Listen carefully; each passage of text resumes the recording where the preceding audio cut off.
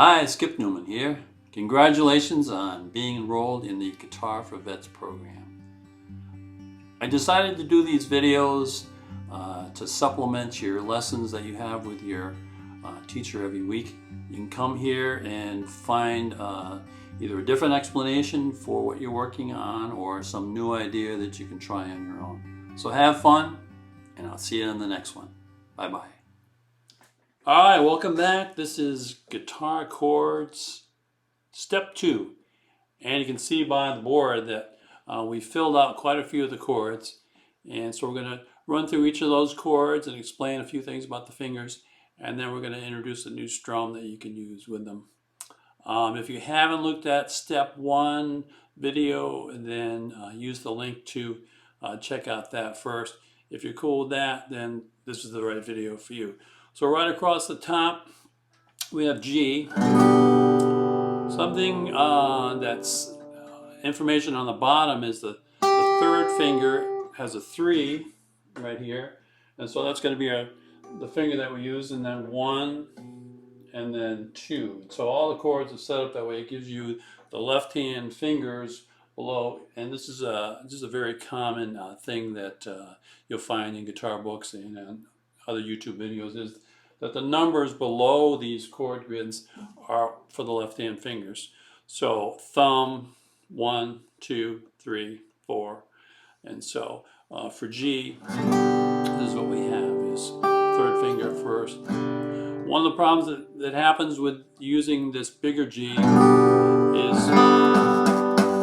some of the notes won't work. And so the best way to work on that is to get the third and the second on there and get a good sound from that. And then as you add the first, see if you can keep that sound going. If it starts to buzz and you start to lose some of the strings, then go all the way back to just the third, get that sounding good, then add the second, and then add the third. So that process will be the same with all these chords that use 3 fingers, is pick either 1 finger or 2 fingers and then get the third finger on there. And one of those combinations is probably going to work for you. All right, so let's take it on our next one, A.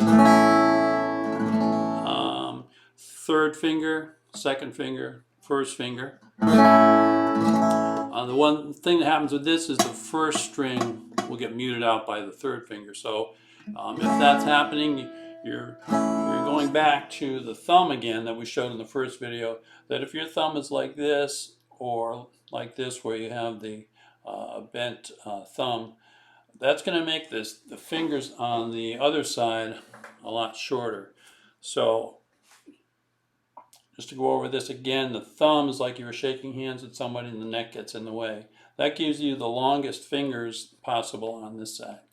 So if you're having problems with this A, that's probably something that you can do right away. Is if you see your thumb up here, then that should be a good sign that something on this side is not working because it's so short, where if the thumb is in the back of the neck, we can come at the strings more straightly.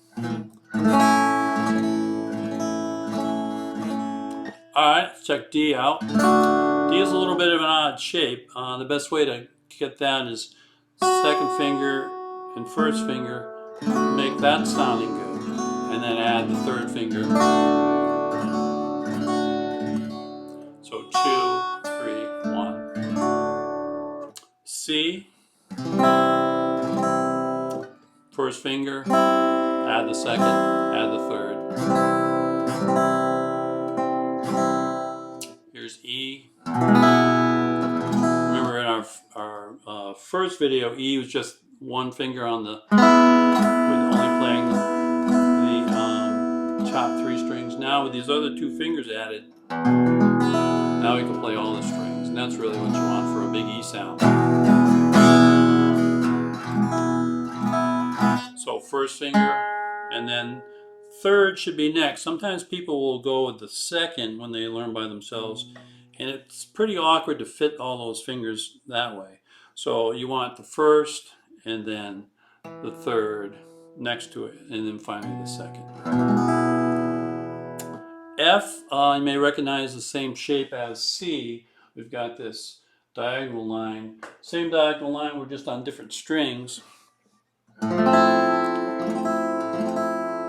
And so first finger goes on first, then the second, then the third.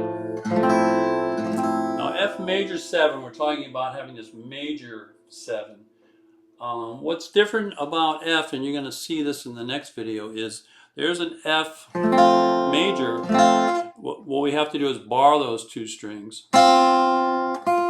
Pretty difficult in the beginning to get that bar to sound. Usually it'll be, one of the strings won't work or both of them. So we're going to tackle that in the next video on step 3, is to start.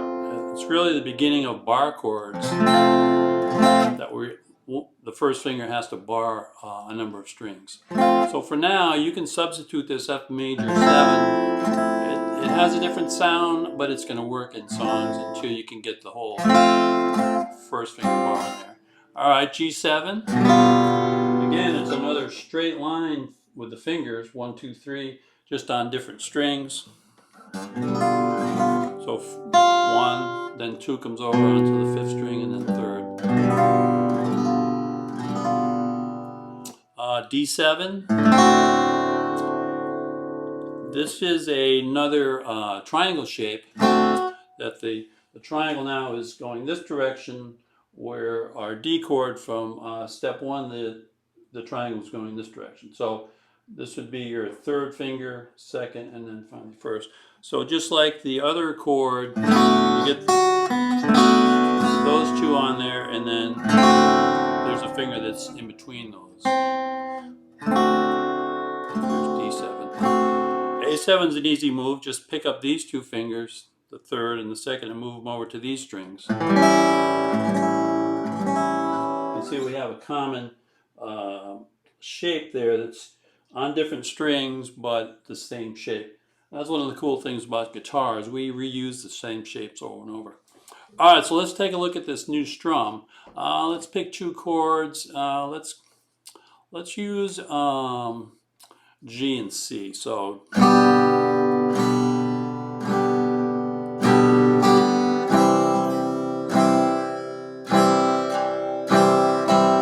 what we have there is we have 4 beats still. The first beat is a down pick, the second beat, down, third beat, down. Now here's where the different one is. 4th, we hit the strings on the way down and also on the way up. So we have 1, 2, 3, 4, and 1, 2, 3, 4. And then when we go to our C, 1, 2, 3, 4. And so what's happening is when you are on that 4th beat, 1, 2, 3, 4, and as your hand is going to stay up here until you change the chord, and then it starts over. So let's do a couple cycles. 1, 2, 3, 4, and 1, 2, 3, 4, and 1, 2, 3, 4, and 1, 2, 3, 4, and awesome. All right. See you for step 3. Take care. Bye-bye. Thanks so much for watching. Be sure to subscribe to my channel and ring the bell for notification of all new content coming your way. Thanks.